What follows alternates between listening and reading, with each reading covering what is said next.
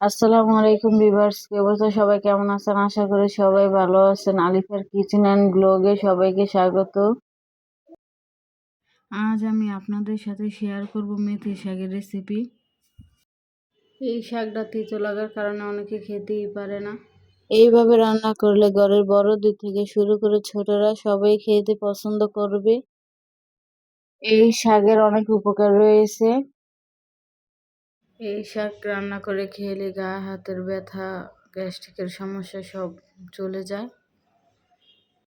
এখানে আমি হাফ কেজির মতো শাক নিয়েছি। শাকগুলো ধুয়ে নিয়েছি। এখন এক এক করে শাকগুলো বেছে নিব।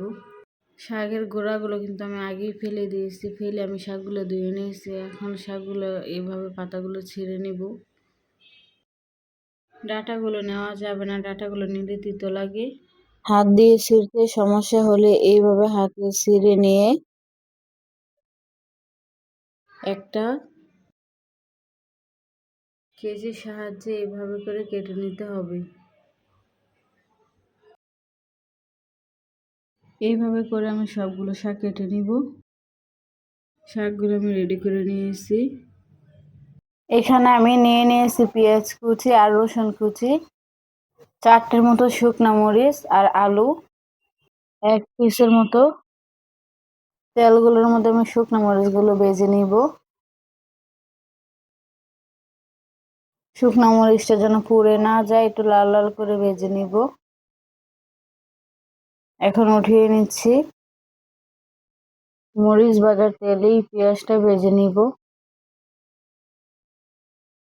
পেঁয়াজটা আমার ভাজা হয়ে গেলে এখন আমি দিয়ে দেবো রসুন। এখানে আমি পুরো 1 পিস রসুন কুচি করে নিয়েছি।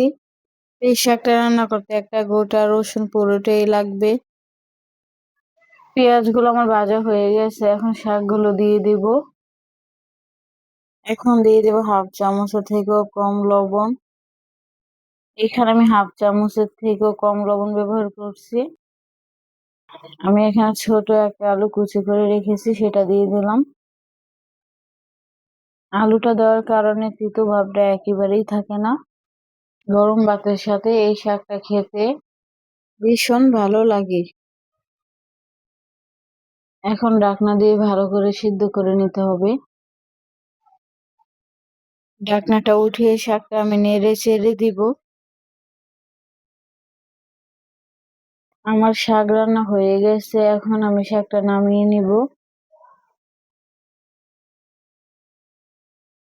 মানুষের শরীরের জন্য অনেক উপকার হয়। আজকের ভিডিওটি এ পর্যন্তই। সকলে ভালো থাকবেন। ভিডিওটি ভালো লাগলে সাবস্ক্রাইব করে পাশে থাকবেন।